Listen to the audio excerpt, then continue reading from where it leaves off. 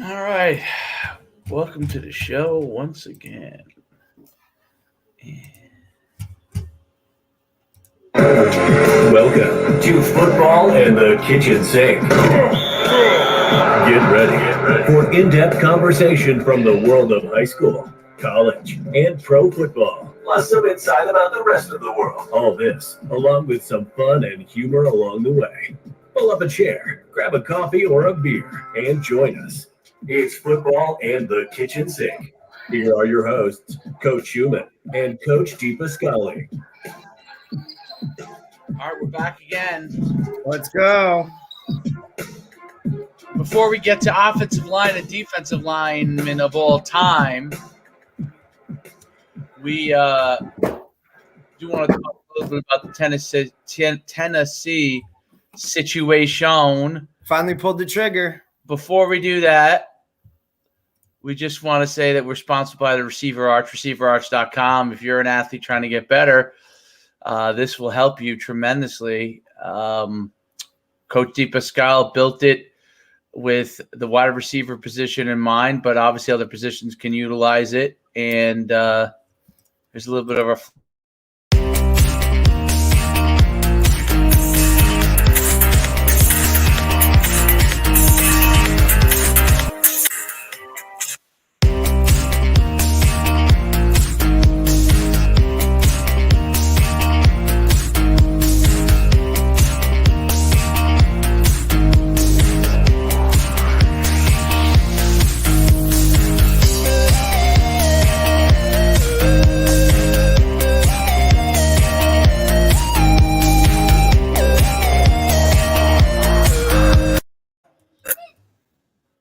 Good. All right. Sorry about that. And you like that music, Troy? Let's get into Tennessee job. I'll let you report what you saw today about that. Yeah, Tennessee has gone ahead and made their decision. And Josh Heupel, former Oklahoma quarterback, former head coach at UCF most recently, will be taking over at the University of Tennessee. So interesting hire, but I think a good hire. I don't know. What do you think? Well, I think he was his athletic director. So in a case where you got a new athletic director taking over where he has actually a coaching search going on, at the same time, it really it makes a lot of sense. They have a relationship, so that doesn't always work out in that way from a college standpoint. Most of the time, one person's in or another person's in, and they have to learn to work together. But these guys have already worked together, and it happens to be they're both taking two open jobs at the same school. I think it could be very good. I think his record, as a coach, has been very good. This year they weren't quite as good, but it would give a little pass just because everything with COVID. But he was 12-1, 10-3 this year, 6-4. Could you argue that good records? Good records. Probably still working with a lot of the players that from the previous staff. Not Frost. Yeah, I think I think he kind of fits the bill perfect, I think he's kind of I think he's young enough but experienced enough. I think he's been at places that will warrant success at Tennessee. We know it's kind of a dumpster fire right now. So if he can kind of get through these first couple years where, I'm sure there's going to be sanctions. I'm sure there's going to be certain things that are going to hold his program back a little bit in the beginning. But if he can continue to move forward in a positive manner, I think I think it's a good fit. I really do. He was an excellent quarterback in college at Oklahoma. I think Bob Stoops was his coach. Yeah. And then national championship winner, I believe. It's funny because he looks like now he looks like he's an accountant, but he was a runner-up for the Heisman Trophy winner. He was Big 12 Offensive Player of the Year. I mean, he really was an excellent player. Got right into coaching, a few years after not playing. Maybe he was in a league. I don't know if he was in a league for a little bit. Yeah, I guess he was in a league for practice squad or whatever, a couple of years. And then, 2 years later got into coaching and really kind of, it was a grad assistant at Oklahoma, tight ends coach, quarterbacks coach. So he's worked his way up. He wasn't just handed reins right away. You know what I mean? He kind of worked through that coaching ladder. And I think that helps guys when they get to that big time spot because they understand what it takes to be one of those lower level guys and working hours upon hours in the recruiting world and doing all that kind of stuff that you have to do to be good.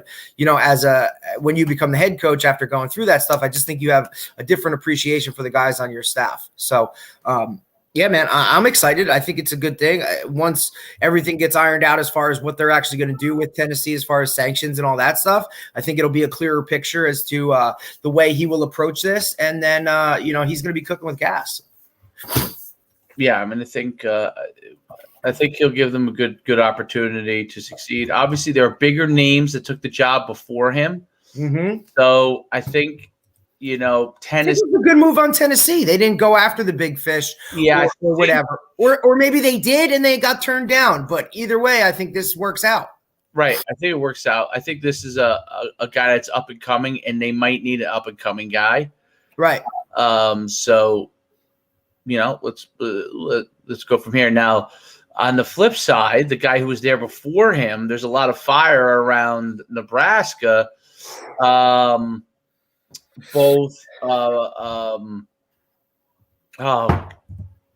the name. What's his name? Son. Both. So you got Ed McCaffrey's son, brother of Christian McCaffrey with the Panthers. And Kurt Warner's son. Have both, left the program and are looking to transfer. I saw a report today by former NFL quarterback, or I think it was Sage Rosenfeld. He said something about hey, these are two kids that are leaving, but their dads played in the league and can see a bad culture when there is one. So yeah, I don't know. I think that remains to be seen, but I agree.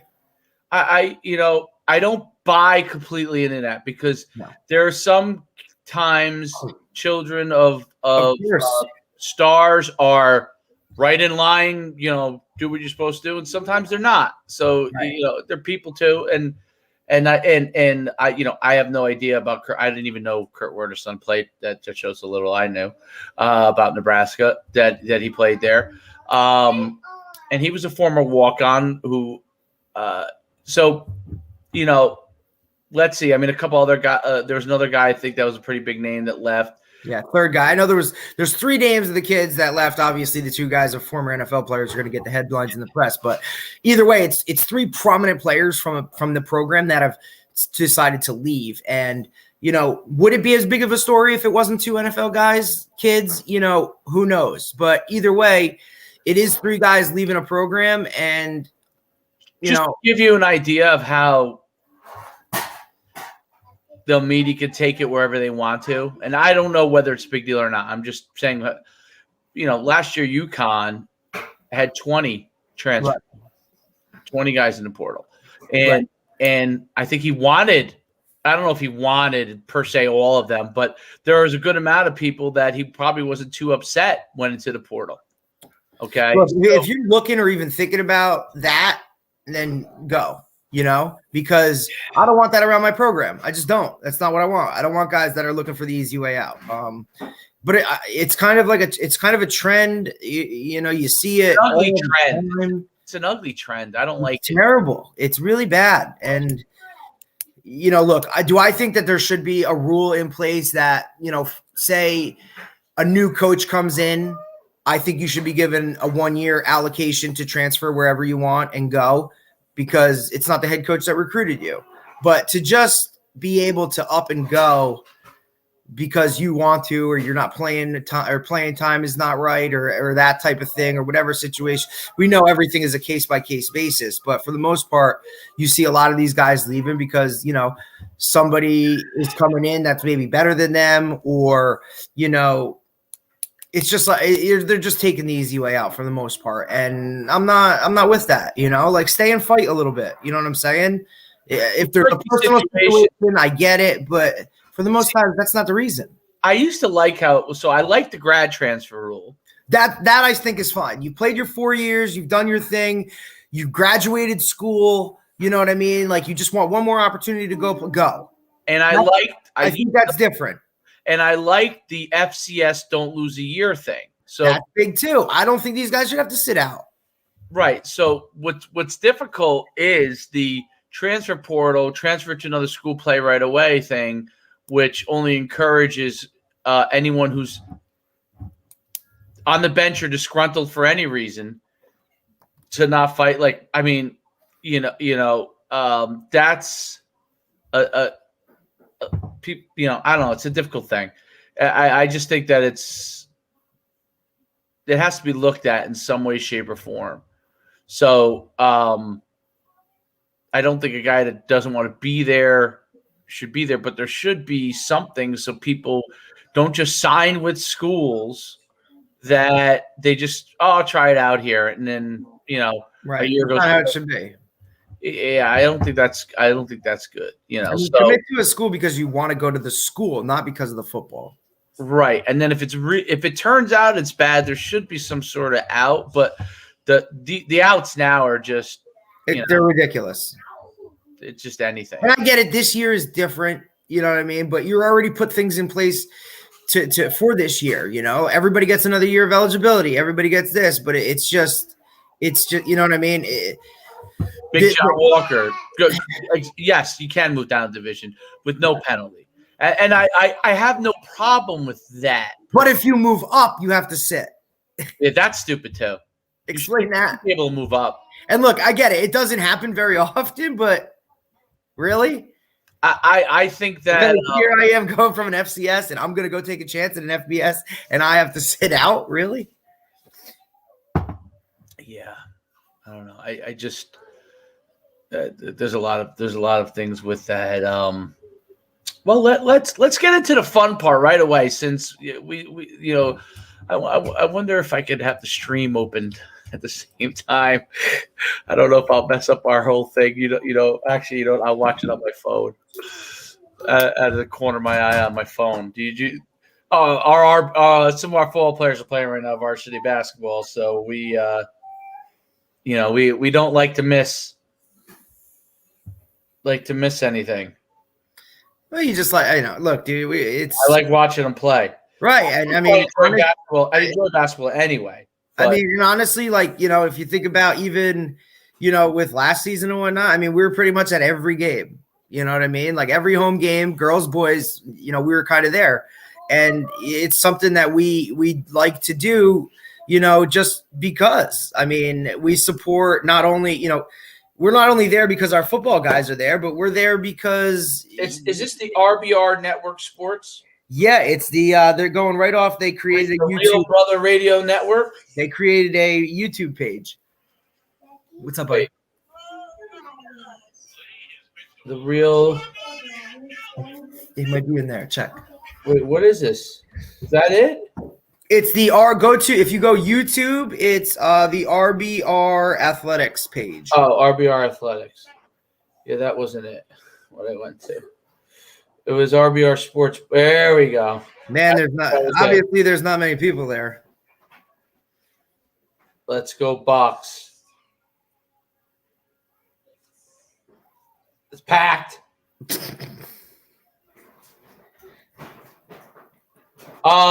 So let's what players? I'm sorry, Coach. I wasn't sure what which players of ours are playing. I think that's Coach's Coach Laughlin and Coach Laughlin, Owen Laughlin and Nick Fairgene. They're playing right now. RBR. They're playing hoops against the Purple School. Oh, did it start already? No, they're introductions. Oh, okay. All right. So let's get into this. Yes. They are, Coach. Absolutely. I believe Coach is he coaches at McDaniel College. He's been in the CS. Good guy. Good guy. They're trying to build it up there. They got nice facilities, I'll tell you that much. They do have really nice facilities at McMahon. And they're in that Maryland hotbed. What conference is that? Oh, I don't know. That's a good question. Maybe Coach will tell us. Oh, baby. So what are we doing today? We're doing what? O-line, D-line? And we got Mr. Latrell. Hi, Chris.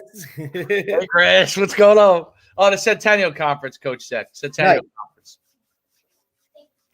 Hopefully we could have coaches in soon. I missed that, man. That is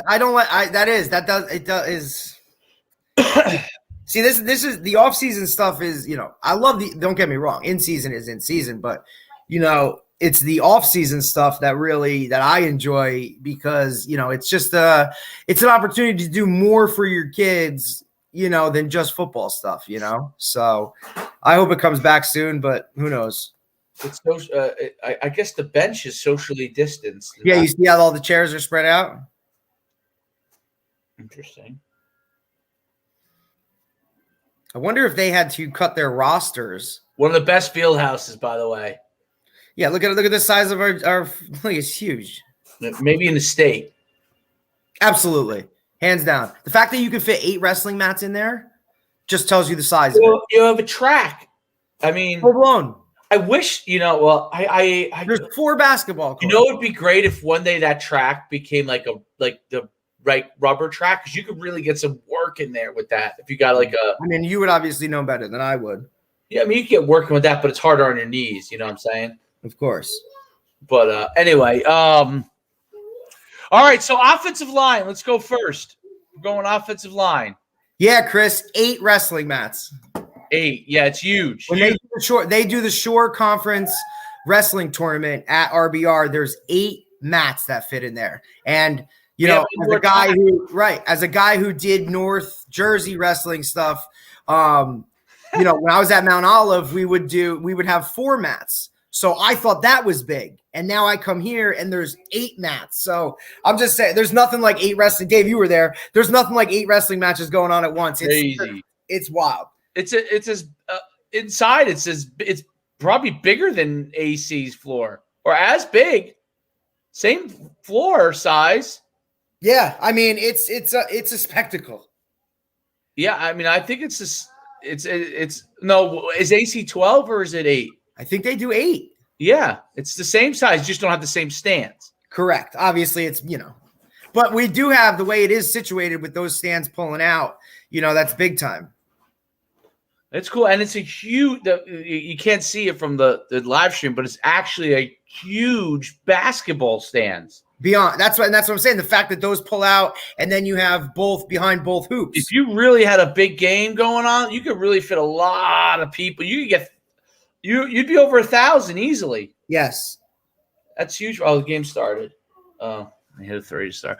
Okay, so offensive line, you ready? Let's go. Now, here's what's tough about offensive line. They get no press. No, here's there's 5 positions. We're picking the top 5 guys. So maybe we should go 10 because really there's 5 positions. I don't know. All right, let's just pick 5. That's fine because no one will know who anybody is anyway other than us. Or actually maybe. I'm just looking at the guys and it's tough. Yeah. Honestly, I mean, I don't really know many of these guys. Like I had to I have to look at and because I don't even know who some of these dudes are. All right. You just want to do 5 then. You want to do 10? You can do 10. I'm doing 5. All right. Because I don't know some that well. So I can't pick them because I don't know them that well.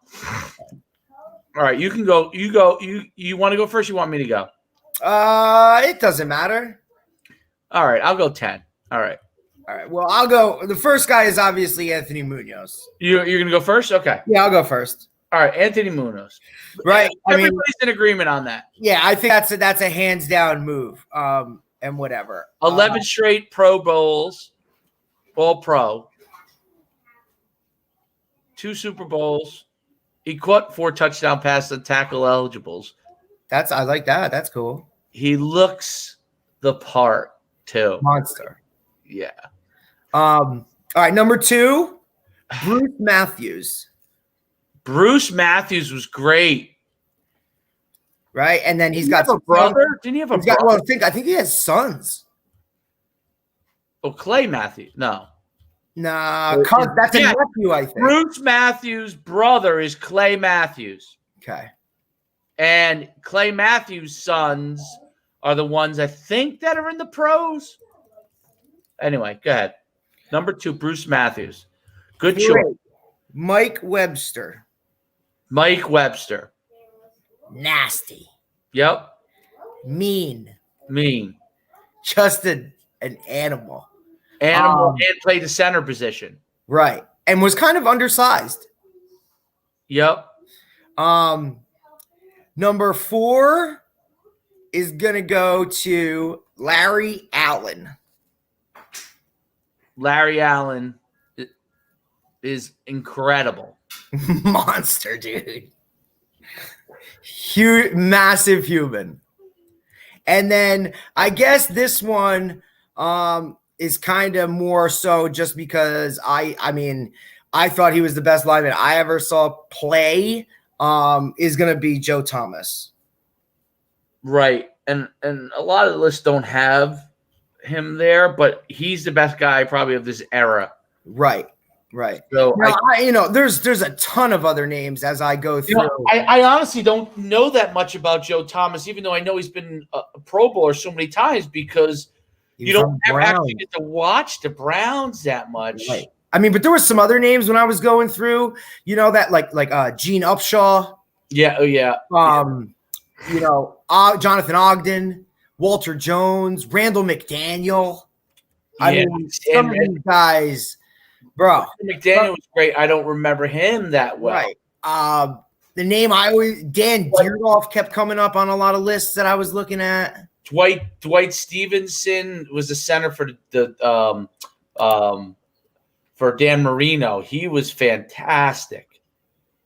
But I just some of them I don't know enough. So when I come to my 10, even though I know because some of them were from my era that they were Hall of Famers over and over again because I had All Pro because I had their football cards. Right. I still probably haven't watched enough to know. So gotcha. So go ahead. You can go. I'll give you. So Munoz is number 1, hands down. Okay. Number 2, I think, is Larry Allen. He was the biggest dude ever. He wasn't the tallest, but he was just he's a massive people, dude. He just killed people. He literally just murdered people. This is when it gets hard for me. Right. So number 3. Let me just make sure. Wow. Sorry, Nick shaved his beard. No, he did not. Well, it's gone. There's nothing there. Wow. Sorry, guys. We've had a player that's had a beard, like full-blown beard, since he was probably 2. Is it 5 to 5? He's number No, what is it? 3-1? Oh, they got the scoreboard in the bottom left corner. Yeah, not so small. That's interesting, though. Oh, Enoch's starting. Okay. Yeah. That's what I was wondering. I was asking. Is Enoch starting? Who's this guy? Where is Nick? Nick is 20. You can't even. You can't tell who he is. Right now. He's not in right now. Yeah, that's right. Him. He's on. Yeah, you can't see. He's got the ball. He looks so different. He's at the top of the key. I guess he got tired of it. I don't know. Or his girlfriend got tired of it. That might happen. Yeah, it's funny. All right, sorry to throw you off. That threw me off. Like, oh, all right, number 3. Okay, so number 3. I'm going to go with a guy that was the best lineman from when I was growing up. Okay, and they just talk about him over and over again. So I'm going to put him at number 3, and he was always like All Pro every single year, literally every single year. And actually, I'm reading right here. He's the greatest guard in NFL history. Earned All Pro 10 straight seasons. Yeah. John Hannah. Okay. John Hannah played for the Patriots. They weren't that great. It's kind of a little bit like a Joe Thomas scenario at the time. Right, where you're just kind of stuck in a situation. So they weren't super great, but so what am I at? Number 4? 4. 4 is tough. I'm going to go with Mike Webster. So I went with a lot of interior guys in my top 4. Mike Webster. Which is weird because you usually hear about tackles, right? Well, I guess maybe it's more of a modern day era thing with, the left tackle being so important, protecting the blind side and all that stuff. So, okay, makes sense. Yeah, I think Mike Webster was just nasty, and he was also, when I was a kid growing up, and he was also probably the lineman that next most mentioned next to John Hanna. And he played on great teams, obviously. Yeah, but talk about an unfortunate end. Yeah, unfortunate ending. Next, I struggled with this, but I think I'd have to go with Bruce Matthews. I think I agree with that. So that's what, 4 or 5? That's 5. 5.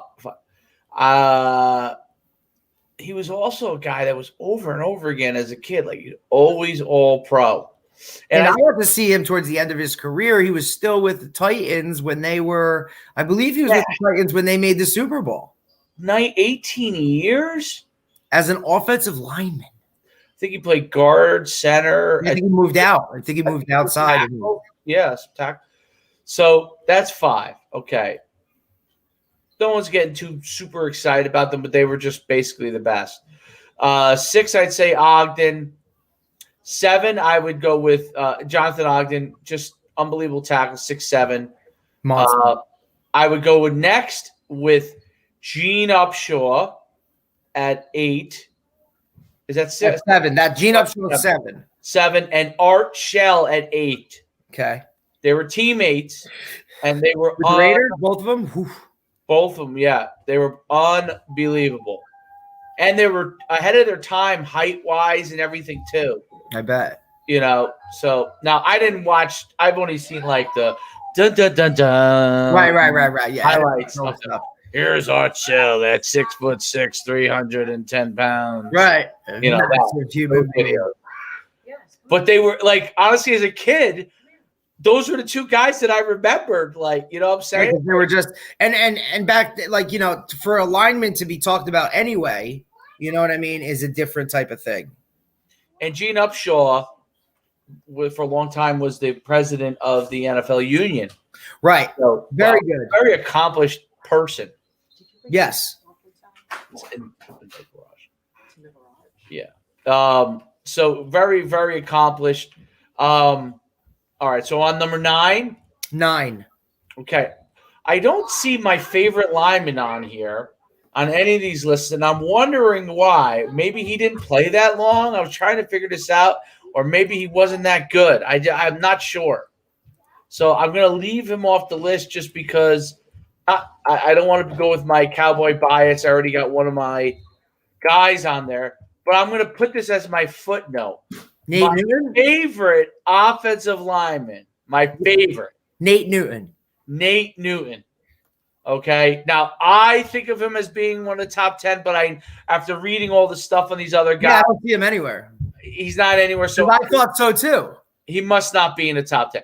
But for whatever time period he was dominant, that offensive line the Cowboys had, it was ridiculous. He used to swallow people up. Literally. He was Pro Bowl 6-time. Yeah.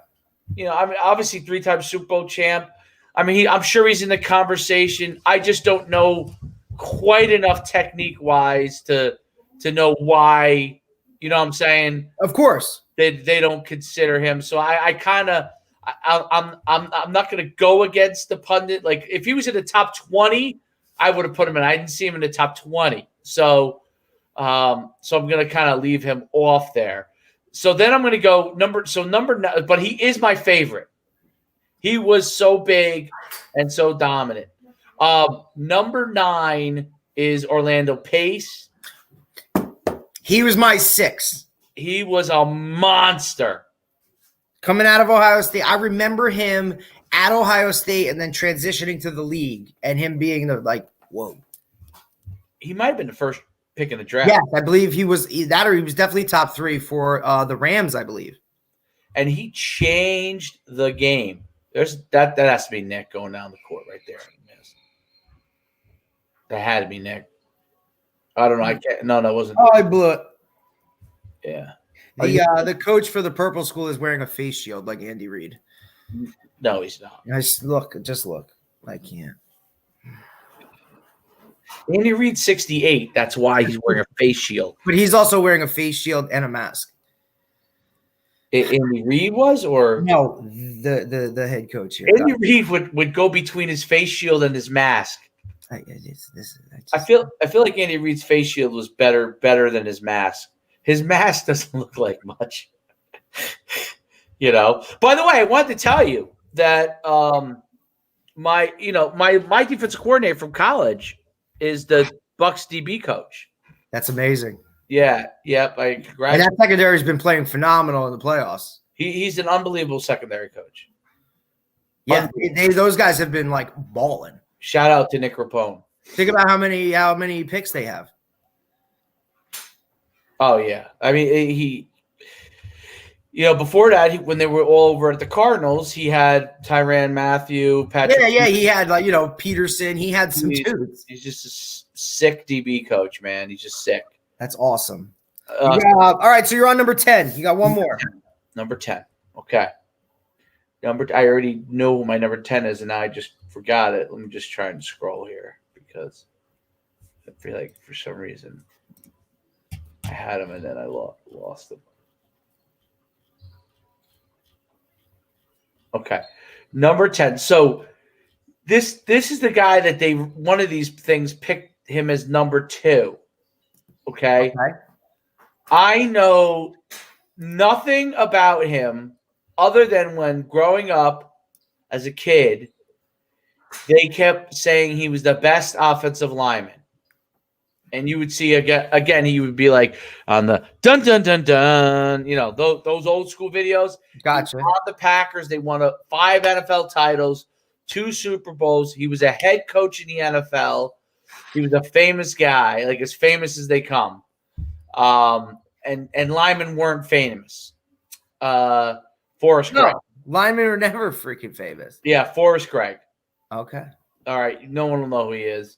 But that's a pretty solid list. Would he have size-wise been able to play now? I don't know if he would have. He's the only one on that list that I don't know would have.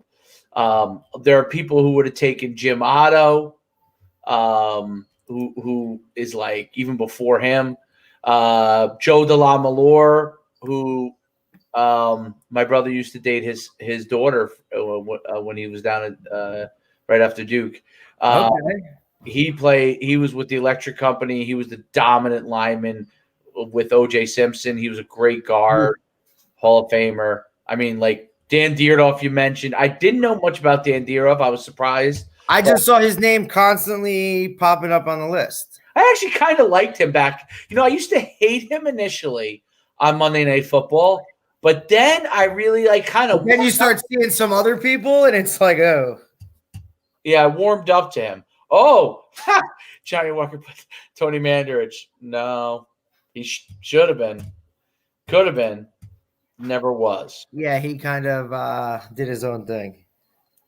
Yep. So I went with the top 10. You went with the top 5.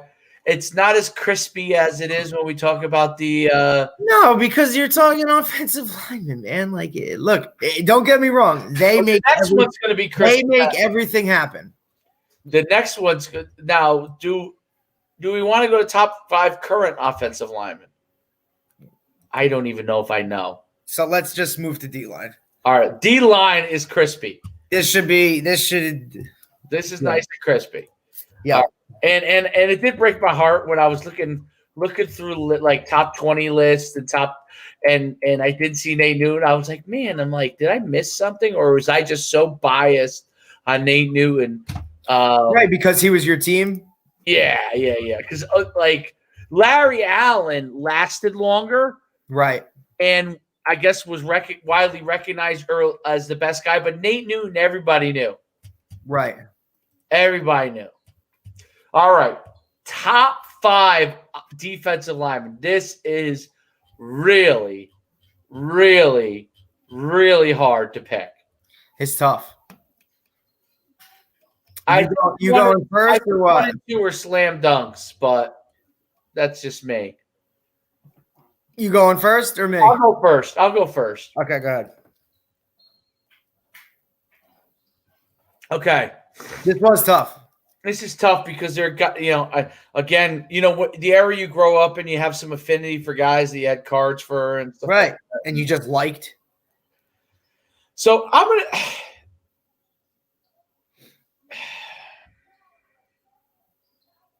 Okay. It's interesting because guys who I thought might have been in the are not. All right. I'm going to give you. All right. This is tough. Oh. And a lot of these lists, you might know one of the guys. He's not going to make my top 5 probably, but you'll know. Did you ever watch The Little House on the Prairie? Never. Okay, forget it then. Never. Sorry, it wasn't really my show.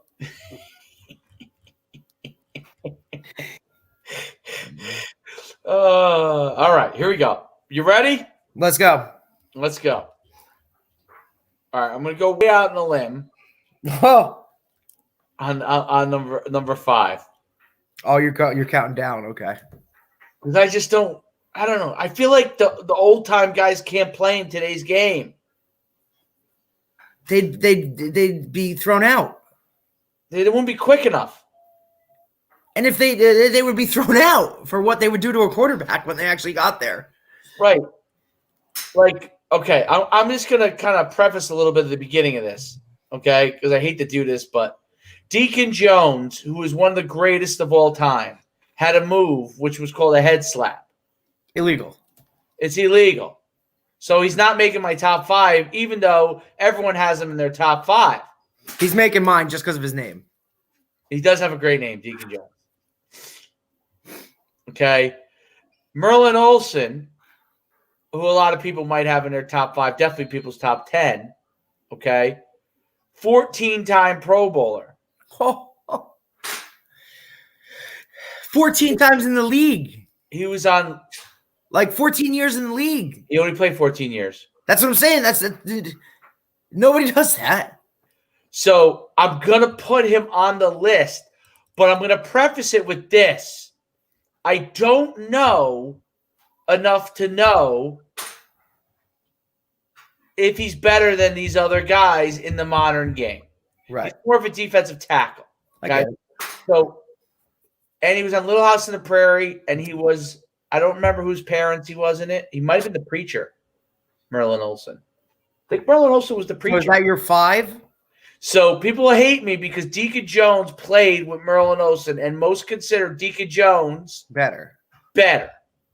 So who's your 5? Merlin Olsen, number 5. Okay. Number 4. 9-time Pro Bowler Alan Page. Played for the Purple People Eaters. No one knows who he is. Minnesota. Yes. Cold weather. Number 3.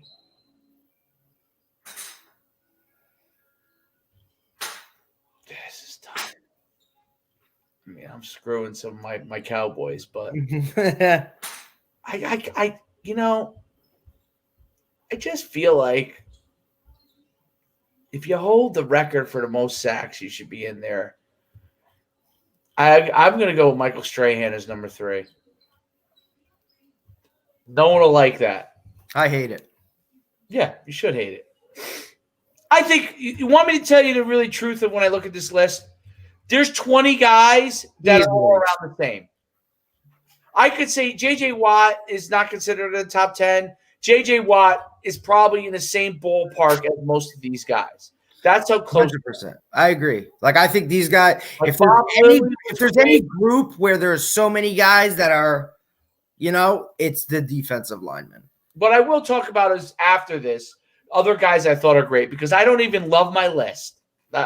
It's a tough list, dude. But I do love 1 and 2. Okay.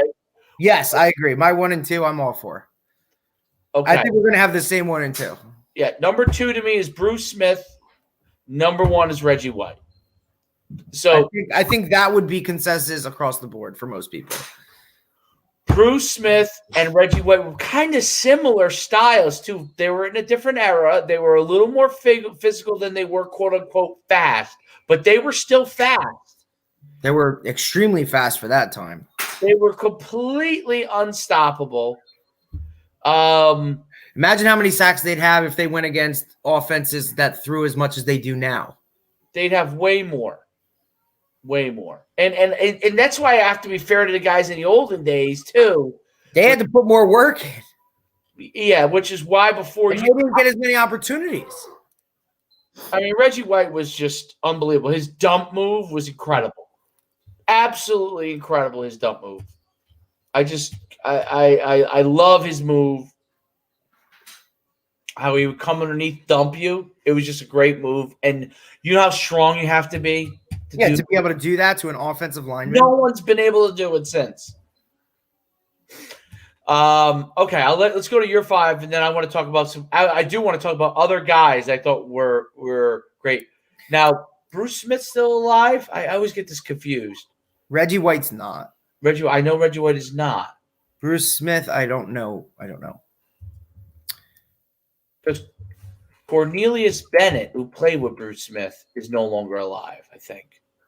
He got in a car accident. He was a great player. I think he went from Alabama. When the Bills were great. So Bruce Smith is alive. He's 57. That's right. He's a Virginia guy. Virginia Tech, right? Virginia Tech. Yeah. I think I'm right about Cornelius Bennett. You remember him? No. Probably you might have been a tad too young. No, Cornelius Bennett is alive. I'm wrong. Sorry, Cornelius. Oh, you're talking about Jerome Brown. I was thinking of Derek Thomas. Ooh, here's another one. What's up, buddy? Is it on the couch? The other one. Hit the other one. Find the other one. The other controller.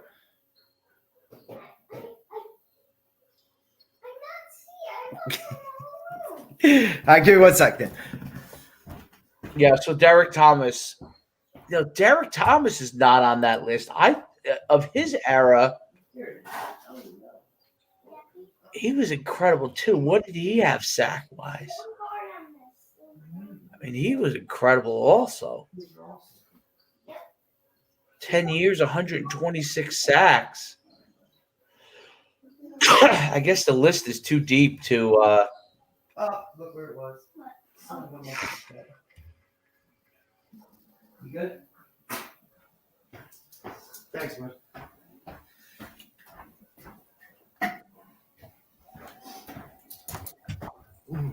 Yeah, Derek Thomas. Yeah, Derek Thomas was a beast, dude. I don't know why people don't have him on the list. He's definitely Was he a D lineman or an outside linebacker? Oh, is he considered an outside linebacker? Just like Kevin Green. Is Kevin Green considered an outside linebacker? I think so. Yeah, because of 3-4, right? Lawrence Taylor. Yeah, I guess you're right. I guess that's what he's considered. All right, here we go. You're right. You're right. He is considered a linebacker. You're right. Yeah, because they played in that 3-4. Yeah. All right, so our number 1 and 2 are the same. Reggie White, Bruce Smith. I had somebody on here that you don't. Mr. Youngblood.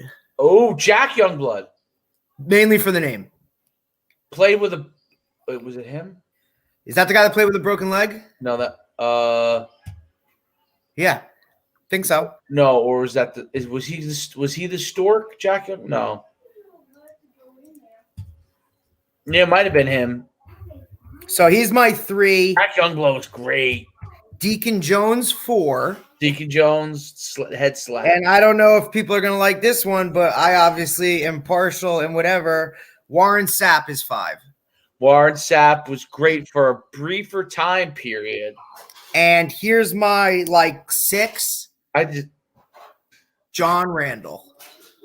John Randall was And that's because I just loved him when I was growing up. Yeah. He wore he had the eye black. He was always barking and just being talking smack. Just being a nut job. So, yeah, I guess Jack Youngblood is the guy to play with a broken leg. How could you not? But like you said, there's so many guys that are right there, that could all be in it, and I mean, Charles Haley,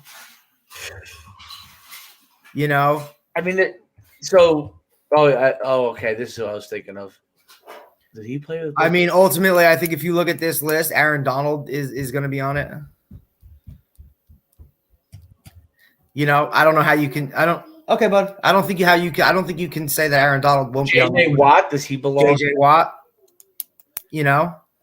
I think so. Of the guys who didn't make it from both of our lists, Joe Green, Mean Joe Green. I mean, right there, he was unbelievable. I don't know Howie Long. I don't know who Gino Marchetti is. I'm just looking at these things that they have. Bob Lilly is way before my time, but he played with Roger Staubach, and my father would talk about Bob Lilly, so he must have been good. This one I'm looking at has Julius Peppers.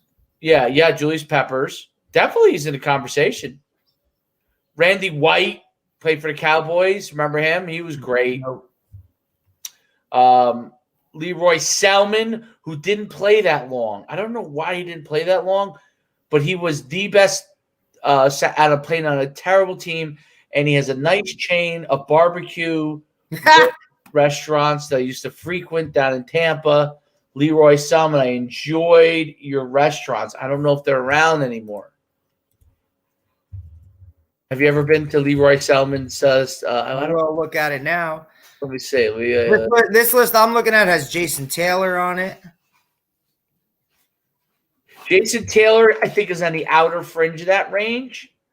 Oh, it's called Leroy Selman's Permanently Closed.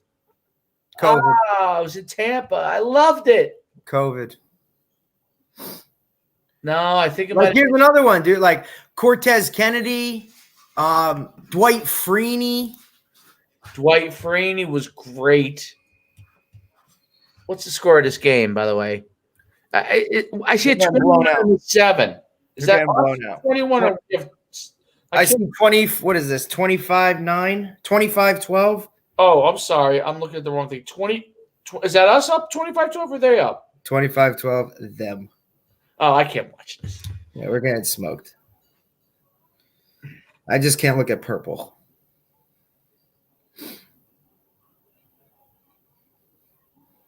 I wonder who's doing the filming and stuff. It's automated. What? Yeah, Huddle sends you like a. So that's the end of the half, and let's see what they're going into. You have a broadcaster? I can't hear. No, there's no broadcaster. Yeah. It's just a stream. We had broadcasters, right? Yeah. We had full blown. Yeah, that was good. Oh, coach does not look happy. Well, 12 points in the first half is not going to get it done. Just say it. COVID sports. I feel bad. It's tough. Well, we got enough student trainers there, that's for sure. It is what is. Can't comment on this stuff of this show. Is the girls' basketball team playing today? They're at Rumson. I'd much rather watch that one live streamed. Is that live streamed or no? I mean, we would have to find it through, I guess, probably Rumson, right? Oh, they're doing whoever's home. Never home, which we felt. Hey, we had it going no matter what, where it was. Up and running. Different stuff. Anyway, during my brief time period away, I thought about during my brief time period away, if that ever happened to me again, I would get you an earpiece, because you know what I could do, which I thought about during the game, but like I didn't want to, break rule or get in trouble or anything. But Nick Saban does it. Why can't wait? Right. So I was thinking is if that ever happens again in the future, I'll get you like one of those one thing earpiece things. You put it in your ear, and then because the same thing as if you're up in the booth. Exactly, it's like being in the booth with a live stream. So there were things I saw in the game that I was like, if he just does this, and I felt helpless, and I didn't want to like call you on your cell and then we get into trouble or something. I wouldn't even know if you were. You wouldn't have picked up the cell, but I'm just saying, like, I'm just saying, I don't know if I would have been able to even watch. No, I would have. No, what I would have said. No, I'm saying, like, from your perspective, like, I don't know if I would have been able. I would have been so like, I just can't. Yeah, we could plan for it though if it ever happened. Well, hey, you never know what's gonna happen. I'm just not even talking about that, like COVID or something like that. It could. Something could. Yeah. You never think about it until something like that happens. Like, what actually if something like you that? actually probably need an action plan, like just because what not that you wouldn't do a great job, which you did. But what if something happens? But like, doesn't hurt to have another pair of eyes. I'm watching the game.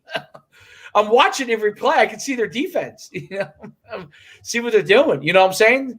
Of course. There's which is kind of like what Nick Saban was like trying to do. Like, can I coach from the booth? Can I, you know what I mean? Can I do this? Can I do that? Yeah, I mean, like, I'm sure those guys are all going to have everything, and I could see everything developing. I'm sure that those guys are all going to have that type of stuff in place now for sure. That's for sure. You know what I mean? Yeah. All right. Who else did we shaft here? So Leroy Selman, by the way, great. I told you about the food. Buck Buchanan. He has an award named after him for the Division II Heisman. It's called the Buck Buchanan Award. Must be pretty damn good. He's got to be good. Warren Sapp, you put in your top 5. John Randall, Willie Davis. I guess Green Bay. Richard Dent was great for the Bears back in the 80s. You said Charles Haley. I don't know who Doug Atkinson. I don't know who Carl. I mean, there's some Howie Long is in here. I don't, I guess he was an 8-time Pro Bowler. Yeah. His teams weren't that good at the time. Chris Dolman was excellent. Jason Taylor. I'm actually a little surprised Jason Taylor's in that list. Yeah, because he was good, but not really, you know what I mean? I don't know. I just don't think he was on the level of some of those other guys. Yeah. And what about the Freak? Was he close to that at any point? Remember the Freak? Von Curse. I think he got hurt too much. University of Florida. In college, remember him in college? Animal. But you're right. I think if he had not gotten hurt so much, I think it would have been, obviously, I think he would have been, had an opportunity to be better. Yeah. Dan Hampton, who was not on the Mark Gastineau is close, in my opinion, in the top, Jared Allen, Jerome Brown. What about Vince Wilfork? Marcus Ware. These are all guys that are Dwight Freeney you mentioned already. Is Vince Wilfork on that list? Well, he probably should be. Right. He just didn't have the numbers, but why wouldn't he be? He was a million times. And he was cool. I remember his interviews. Funny. Funny as hell. Harvey Martin was good. I don't know if he's in the mix. I'm just looking at some guys that I remember well. Alex Karras. Do you remember what show he was on? No. Is that the guy on Coach? Punky Brewster. Oh, no. You and Punky Brewster. Oh, can't tell those stories here, unfortunately. Maybe a different show, maybe we're on Barstool or something. Montel Allen said Reggie White, John Randall. Now, we both mentioned Montel, I don't know if you were listening, we both mentioned Derek Thomas, but they're considering him an outside linebacker because he played in the 3-4. But we both said if he was a defensive lineman, yeah, he would definitely be close to this list. Because Derek Thomas was just a freak among freaks. What number did I have Larry Allen? I had him 2, right? You have Larry Allen 2. Yeah. The only thing I had him 4. Larry Allen is a definite number 2 to me. But Anthony Munoz was literally there was no one close his whole career. I don't know. And the Bengals weren't very good back then, correct? They had a couple of good seasons. I mean, he was there a long time. There were some bad. Define good seasons, like playoffs. I think he was in the Super Bowl twice. That's right, because the Bengals were in the Super Bowl. Boomer Esiason in the early '90s against the Niners, right? Or maybe that was '80s. Boomer Esiason was a quarterback, right? Didn't he make the Super Bowl for them? I don't know. And then where'd Boomer Esiason go to college? Boomer Esiason. That's a great one. Maryland. Chat, look it up. Am I right? Maryland. Boomer Esiason. And I believe his coach was Bobby Ross? As in like Army Boomer Esiason? Or as in like Army Bobby Ross? As in like Charger Bobby Ross? Yes. I think so. But I'm not 100% sure on that one. But I think Maryland. Am I right?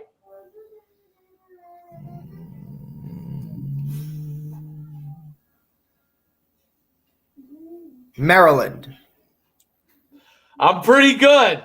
He's from New York? You know, I wouldn't have gotten Larry Allen to Sonoma State, by the way. He's from East Islip, New York. Yeah, I knew he was in New York. 1984 round 2 pick. Dwight Stevenson, I did talk about him. I loved him. He wasn't in my top 5, but I did say he was one of my favorites. I had to choose between 2 centers. I chose Mike Webster. I could have easily chosen Dwight Stevenson. Love Dwight Stevenson. I think Montel's got, well, obviously Reggie with John Randall. John Randall was. I just liked him because of who he was, dude. Yeah, you had him in the top 5, right? I had him as like 6. Yeah. How about the top 5 defensive linemen now? We could do that one. J.J. Watt. Is he number 1? No, Aaron Donald. Okay. So who's number 2? J.J. Watt. Number 3. I know he's trending down. He is. Number 3. You know what I mean? You're putting his body of work together. That's fair. What's that? He still has a body of work. For, number 3. What do you mean? Well, he's got a body of work over his career. He's not completely – I mean, I do think you're right. He's kind of towards – I don't know, towards the end. Because when you're a defensive end, it's more that – not that you physically can't go anymore. It's just that you're just so beat up that you decide to back. Right. Physically, you kind of can't. You can, but you're just not producing the way you used to. Right. Like you could still play like, let's say you were like a weak side end and you came off the edge and now you were quick enough to be that. You could move as you got older and heavier. You could move the strong side, but they just kind of usually retire, I think. Right.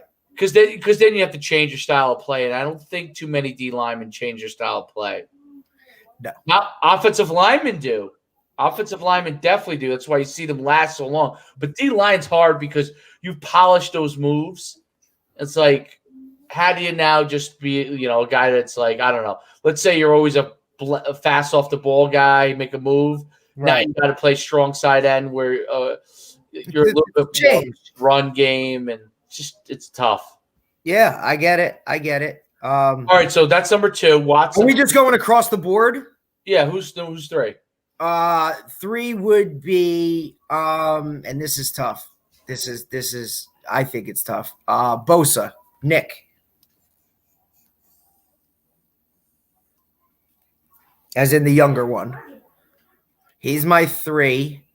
The older one not as good. Younger one's just, I think, faster. I think, yeah, right. Well, that was the one thing I thought about the older Bosa when he was picked so high. Only thing I didn't like is I was surprised at what his 40 was. Yeah, he was slow, man.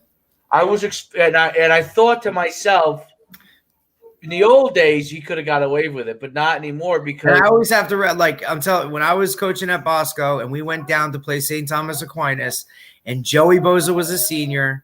And Nick Bosa was a freshman, and we're trying to run power at these dudes. It was insane. The 40 is a very actually important speed thing with the defensive line because they do kind of have a flat 10-yard sprint. Right? You got to get upfield. Yeah. So Aaron Donald, J.J. Watt, Nick Bosa. 4 is Khalil Mack. Okay. Love him. I just like the way he does, pretty much everything. And then I got to go with another interior guy who's been doing it for a while, Cam Hayward from Pittsburgh. I don't even know who he is. Yeah, he's a beast, dude. But that's who I got. So who'd you say was number one? Donald. I would agree with that. He's an animal. I don't love him all the time on the run. I don't know if that makes sense, the run game. Yeah, I get it. So it does make it a little bit harder, but yeah, I mean, he's number one. I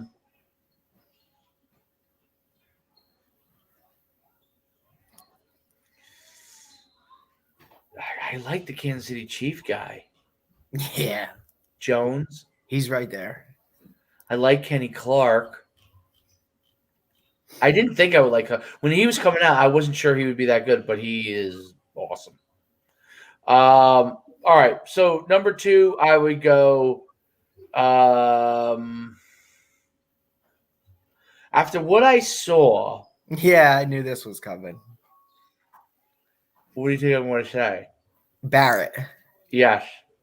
That's your I've two? never seen anybody get off the ball like that in my life. He literally was.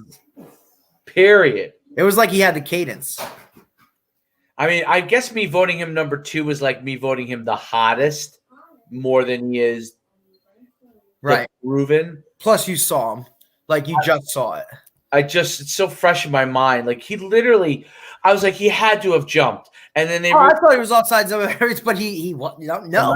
That was a nice take by Nicky right there. They're coming back. Yeah, I don't know about that. Yeah. 25-19. Yeah, just watch.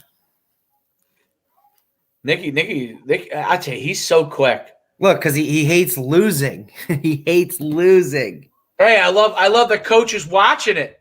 Listen, dude, I mean, are they in the mix with it?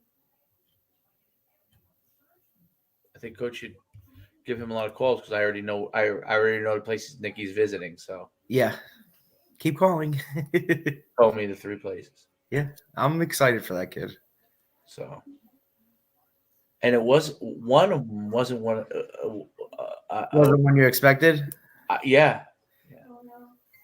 Well, he's kind of that way. You know, he likes to do things his own. I think he'll be good at anyone. He'll be great anywhere he goes. Will be anywhere he goes. There's no. As long as he commits to which I don't see him not. He and to see him actually. I think in his case, I think D3 will perfect because the only thing like he'll be faster than those guys too. Whereas if he went to FCS, he's going to be equal. He'd have to be more of a little bit more of a possession, or so. Hargrave is very good. I think he's right outside. Chase Young too. There's not that. I like Chase. Montel, I like them, but I just don't think there's not enough to go off of right now. Not yet. Don't get me wrong. Is Chase Young going to be there? Yes. Like, there's not a doubt in my mind that he will be phenomenal. Zadarius Smith. I mean, these dudes are. He's an NUC alum. I tried to get him with. Who's the dude from the Colts? I tried to get him with the athletes. What is it, Buckner? So did I do all five or no? You have two. Donald and Barrett. Three. So 3 is Nick Bosa. 4 is 4 is Chris Jones. 5 is JJ Watt. Khalil Mack is 6. I just feel Khalil Mack, like Chicago's defense has been good, but he just poor guy. Like he's another one of those guys that's just stuck somewhere. Yeah. I don't know anything about Cam Hayward, but I from what I'm reading, he probably should be ranked. But Kenny Clark would probably be 7 for me. Oh, Nicky's got his clap going. He's pumped. When Nicky starts clapping, it's you. Things are. Hey, you know what else is cool for them playing hoops? They don't have to worry about football at all, really, this year. So they can really just kind of play. Where's Owen, by the way? I don't know. I haven't seen. Is he up top right there? No, he's definitely not in right now. I know. I'm watching. I haven't seen him. It looks like he's sitting on the bench in the middle there. They should give us this tape, and we could put commentary in it. Oh, I've announced basketball before. I think it's amazing. We should be able to do this live and announce off this stream. On hit it. Like some trained it. Trained it. Bang. The point guard, the big Murray. guy. Murray. He's good. He's very. Look, Nick's clap. Okay, Nick. He settled. Arms out. Okay, Nick. It's 26-28. Yeah, they're coming back. Looks like they got a football player playing center there for them. He's huge. They're all look at this kid. I wouldn't surprise. Oh, no way. Oh my God, he drained that. Bang. You know that kid who I don't know who he is, but he's just sitting at home, just in his house shooting threes. Nick shouldn't have shot that. But Nick always follows his shot.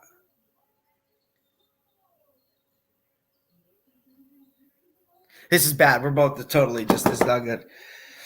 So that was good. That was really good at the D line. I know we got Atkins and Dunlap are good. Bradley Chubb. I mean, you might be more of an expert. Atkins, I think, is on the tail end. Well, he's listed in all the lists. But I still think he's on the, Plus, he was a pain in the ass to begin with, wasn't he?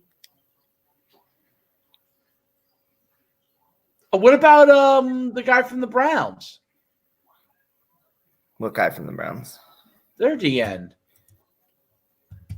Von Miller. Who am I thinking of? Calais Campbell. Oh, Myles Garrett.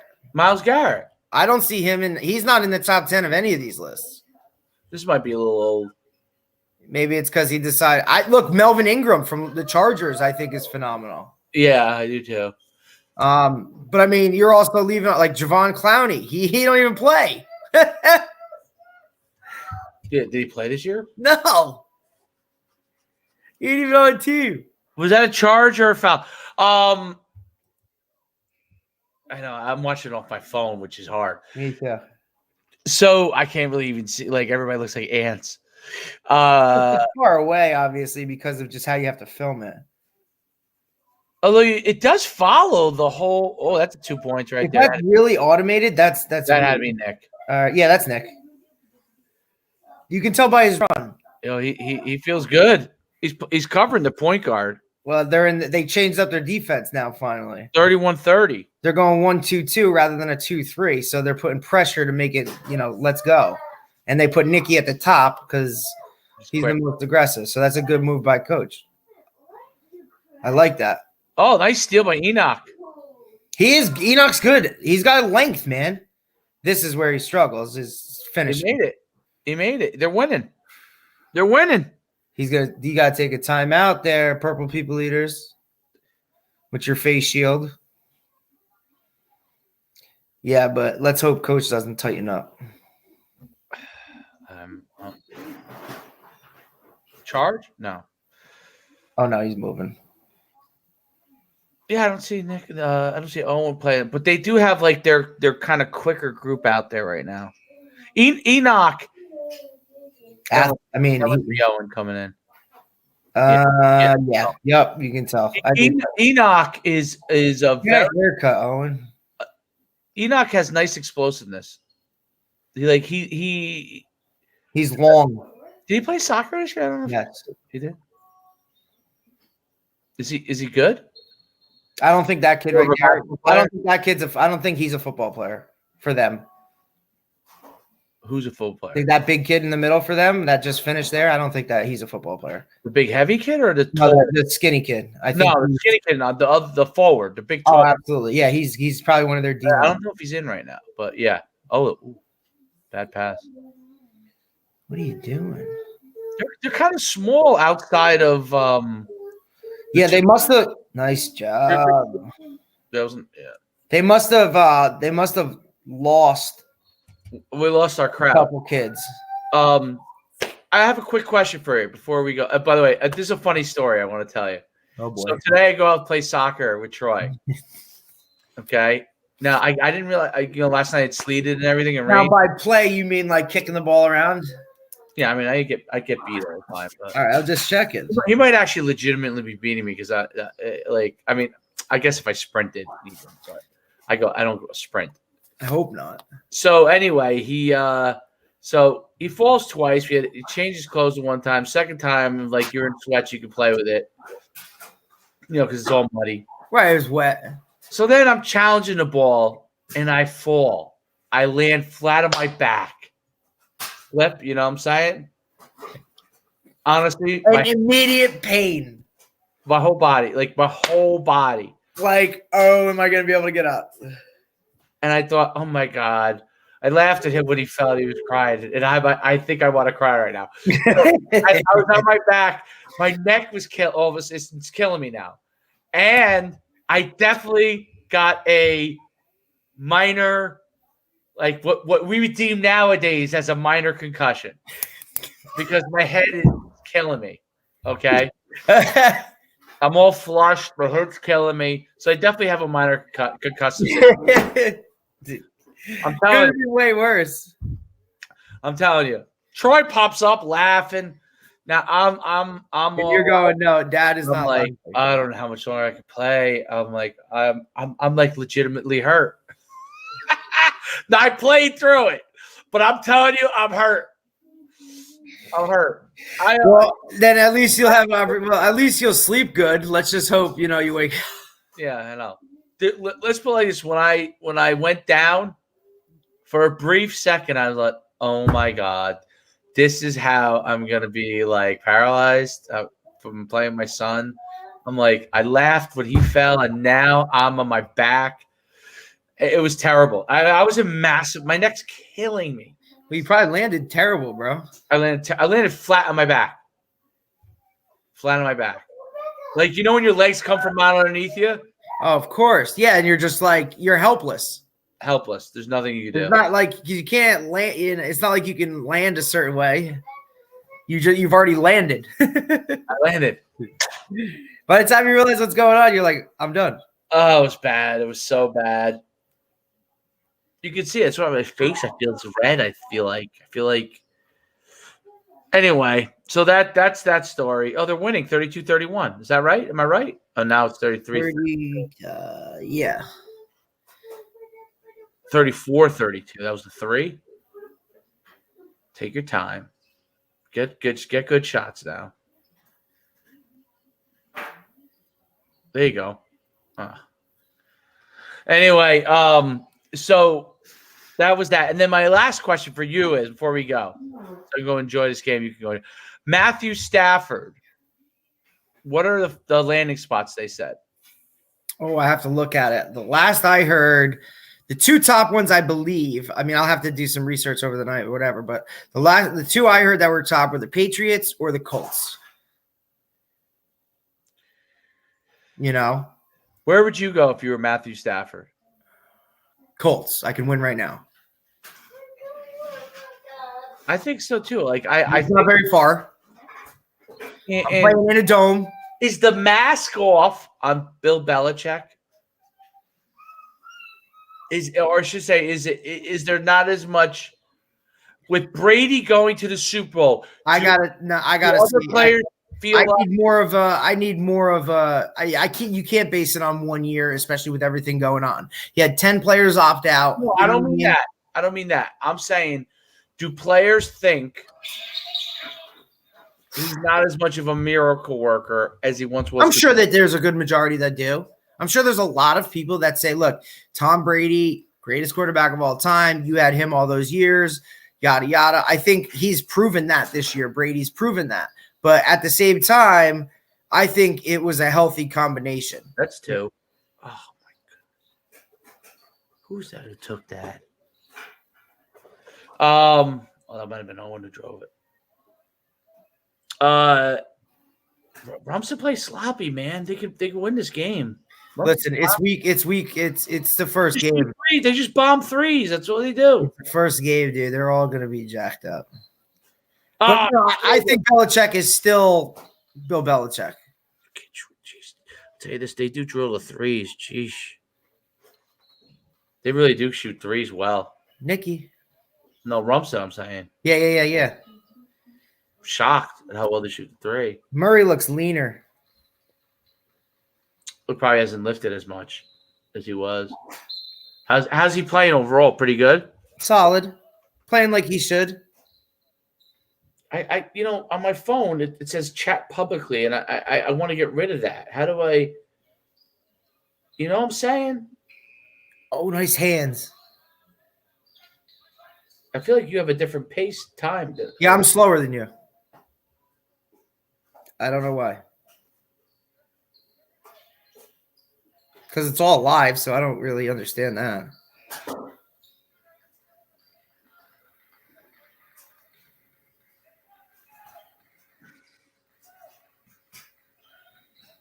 Let's see.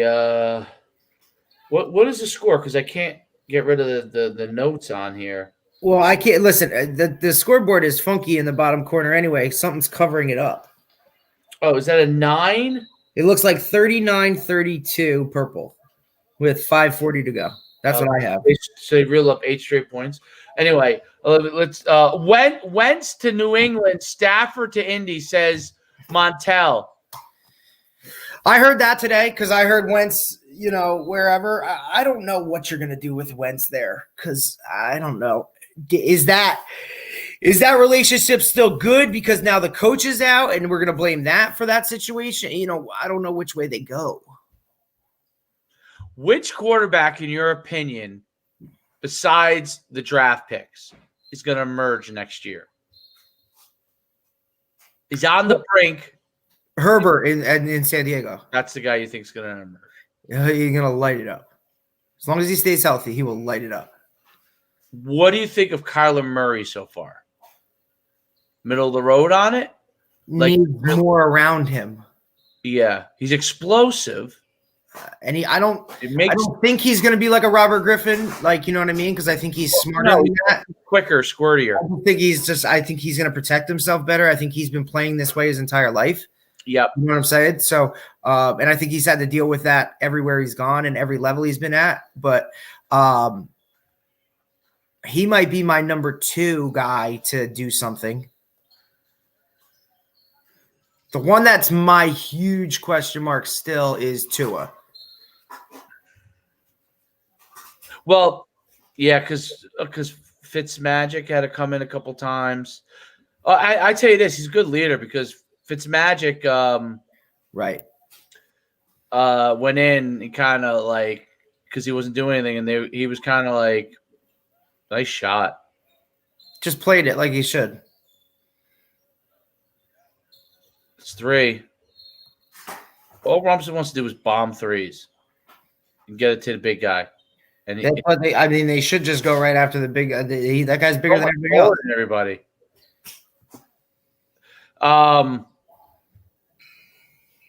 He's one hit away. I think he's talking about Murray. Oh, from being hurt, you mean? Well, because he definitely. I mean, he has that Michael Vick. He's slim. I mean, he's thick. But he's light. He's thick, but he's light. He's short. Right. He's not as thick as Russell Wilson. No. Russell Wilson's is not tall, but he's a big dude. He's probably 210, 215. Yeah, he's built. Yeah. He's got. Oh my God! Did he shoot 3s? Goodness gracious. That kid is he must have hit 4 I've seen, or 5.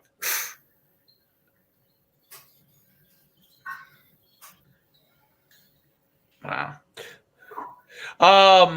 Yeah, that's what I have. Montel, I think you should host the show today. Does Winston get another shot? I was just going to ask that. Montel, it's like he's reading my brain. My thing. Who takes over for the Saints? He might because I think you look to bring somebody in to compete with him. Then do the Raiders still go with Carr? Absolutely. You leave Carr. I think Carr's good. I think Carr's underrated. Me too. I think he's the most underrated QB in the league. And I think the more time with Gruden and him together, look out. Does Aaron Rodgers stay? I think so. Yes. Where is he going to go? Dallas? We'll take him. He's going to – if he goes anywhere, he's going to – does Dak Prescott emerge, or is he just okay? Coming back from an injury. I mean, what happens with Watson? Yards? He's still going to throw for 1 billion yards, I think. What happens with Watson? With Watson? Deshaun Watson from the Texans. He won't tell. I know. Well, he might not be there. Send him to Green Bay. And who's Carolina's QB right now? Teddy Bridgewater. Do they try and get a QB? I think if you have the opportunity to bring somebody in to compete with a guy like that or a guy like Winston, you do. No. Teddy Bridgewater's been around. He's done some good things, but his knee was exploded. Yeah, I know. I don't think he's the answer. I don't. And does do the Jets keep Darnold? I like him. I do. I think they should. So who would the Jets? I think Darnold should stay, and they either take a tackle with the second pick or they trade down and get more. That's what I think. Let's do a little NFL mock here. I think Darnold hasn't had the opportunity. So who do you? So we all obviously agree. Number one is going to go to Urban Meyer, Trevor Lawrence, the guy who just steps in it. The Texans have a number two. People think I haven't done any. I'm just curious. Some people think Zach. Well, I'm just the Jets had the 2 pick.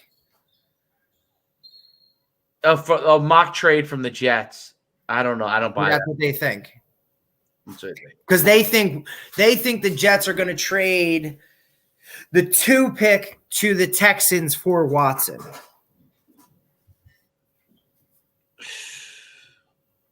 Do the Rams stick with Goff?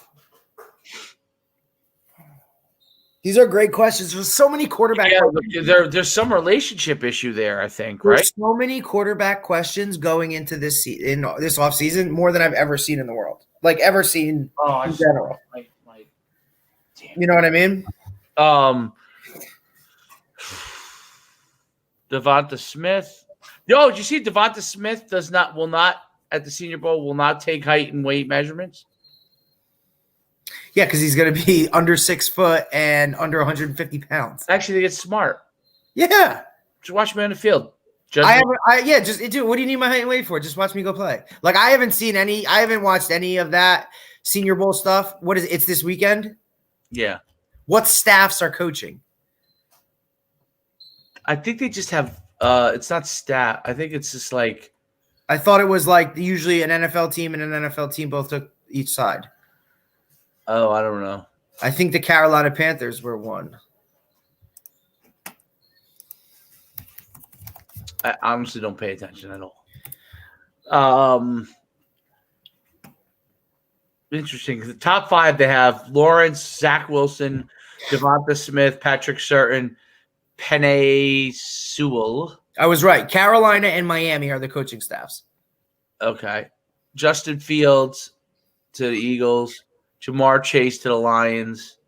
Trey Lance, QB, Trey Lance. Yeah, he's I think the BYU guy. Trey Lance played 1 game. Trey Lance, is that the guy from like North Dakota or something? North Dakota State. I don't know about that one. I think that's a stretch. I like going through the Senior Bowl and seeing where some of the schools that have kids there. Olsen retired. Yep. That's perfect. He'll get right into broadcasting and he'll do great with that. You know what I mean? He had a great career. It was time.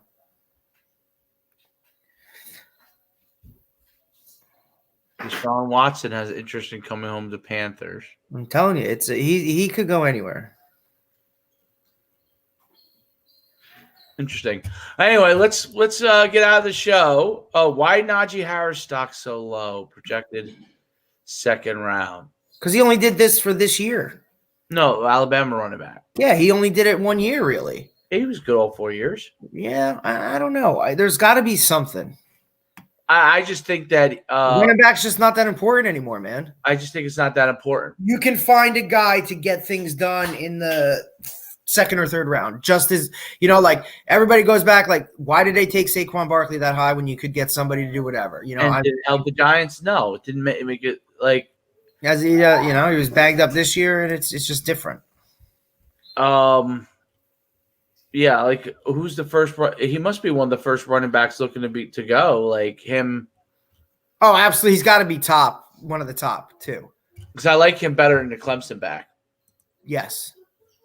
I think Clemson back is almost a receiver. Alabama has 3 offensive linemen at the Senior Bowl. They're just. They got 3 offensive linemen, a quarterback, and a receiver. They're just incredible. That's you know what? I saw Texas A&M. He kept 2 of his guys from going to the league. I announced it earlier today. One of their defensive linemen and a safety. Texas A&M is going to be tough next year. If they're not a preseason top 5 team, something's wrong. Tough. They're going to be tough.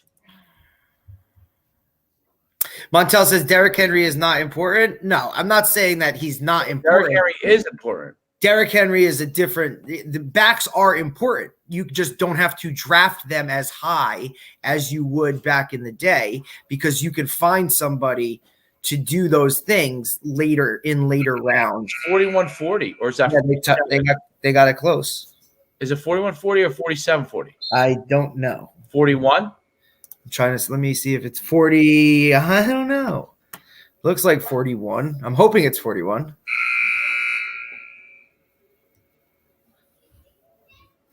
I'm trying to see what this says. People are making fun of the scoreboard. Yeah. There's always something. Okay. Yeah, so what was the last thing you just said? No, talking about running backs that Derrick Henry, he's on a different level. Everybody needs a running back. Oh, got to steal. Everybody needs a running back, and then and Derrick Henry is just so exceptional. Next on the floor. Jump ball or foul? Nah, I call him a walk. So I think everybody needs a running back, but and there are guys that are better than others, and Derrick Henry's proven it. But going so high has been a killer for some teams because you're losing other positions, and you might have been able to get someone comparable. I'll use a good example. The Chiefs use multiple running backs. So the guy they got from LSU, exactly. In some games, the guy from LSU is really, really effective. Hilaire, Yeah. And then some games, come on, make it. In some games, he's not very effective at all. And they switch it up. Like there's no way other than Derrick Henry. Name me a 3-down back. No, I think Derrick Henry is so big, so physical, so fast. I mean, the man's the greatest running back up until the NFL, the greatest overall running back in the history of football. Meaning his high school numbers, even though he did play at a small school, he was so down. But I love that he stayed at his school. Like, he could have totally did whatever he wanted. Right. He played with his friends, and he became the most prolific running back of all time. Like, because he went to a small school in Florida. How cool is that? Yulee High School, small school, probably the equivalent of a 1 or 2. Yep. And he stayed there with his friends. Because he knew, look, I'm good enough. I'm gonna get what I want staying here. I don't have to go to any of those other schools. I mean, I just thought that was awesome that he did that. Like, it's refreshing. And look, is he still in the NFL? Yeah. Is he the best in the NFL? Yeah. Did it matter? No. Where he played his high school ball? No. He still ended up at Alabama because he was that good. And you know what's even interesting about it? Because he broke all those records in high school, it probably created even more prominence for him. You know what I'm saying? Because it was like, look, he's at this school with no one else. You know what I mean? Like, look at him doing his thing. I don't know if he's there with no one else, but it was just. No, but you know what I mean? Like, they're not looking at it like, oh, he's at this big whatever school. Well, I'm saying how many yards he would have rushed for, right? So he might have been a school all-time leading rusher at another school.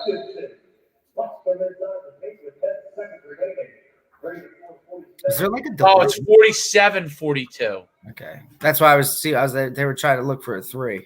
Oh, all right. Well, So what I was trying to say, you know what I'm saying? So, like, let's say he went to, I don't know, IMG Academy and rushed for 3,000 yards in his high school career. He probably still would have went to Alabama, but he wouldn't have been as famous. You know, like he wouldn't have been, you know, the guy everybody knows. You know what I'm saying? I get it. And why does it say Red Bank Regional versus Rumson Fairhaven freshman basketball on the screen? Because this is what they do. Why does it say that though? I'm confused. Did freshman basketball play before? I'm confused. This is what they do. They didn't label it correctly. Like it's frustrating, right? We have a great turnout of people watching. That's cool. I mean, think about it. Everybody who doesn't want. I don't know what people are. They keep writing Molly. Oh, yeah. Is that? Yeah, they're trying to find out where the girls are. There are people that are looking for the girls' team. You know. Are you sure? No, I don't know. I don't know what they're talking about. Are you sure that Molly's I'm out of the loop? I know what Molly is. I'm not that far out of the loop. I don't know what they're talking about. This could get them in trouble. I don't know about a chat. That's not. I don't. You know. I don't think that's what they're talking about. But I'm just saying. I don't know. Like having a chat like that. I don't know if that's a good idea. I don't know what they're talking about. Anyway, let's get off the show and then we can talk offline. Montel, thanks so much for your input. Najee is an offensive threat. Cleveland showed how important. Yes, I mean, they utilized Chubb. He was great. And Kareem, right? Who's the other guy? I think you get him in the second round. You know, it depends on the team too. If a team just needs a running back to fill out everything they're doing, then he might go. Or if someone likes him.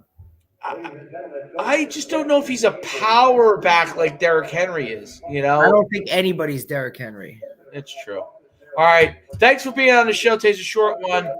We are sidetracked at times. Check out receiverarts.com, NUCsports.com. You know, keep following us. We love the interaction. It makes it a lot more fun. Tomorrow, what are we doing? Linebackers tomorrow. And we're gonna have to go back to running backs because we'll redo running backs. Yeah, we'll redo running backs for the fans because you know it's gonna be a hit. Running back is think about it. You talk about the age group or whatever. Running back's the spot, man. We're out. Thanks for listening to this episode of Football and the Kitchen Sink with Coach Schuman and Coach Depascale. Be sure to subscribe so you don't miss a single episode. If you like what you heard, leave us a review and be sure to tell a friend. We will meet you back here next time on Football and the Kitchen Sink. See ya.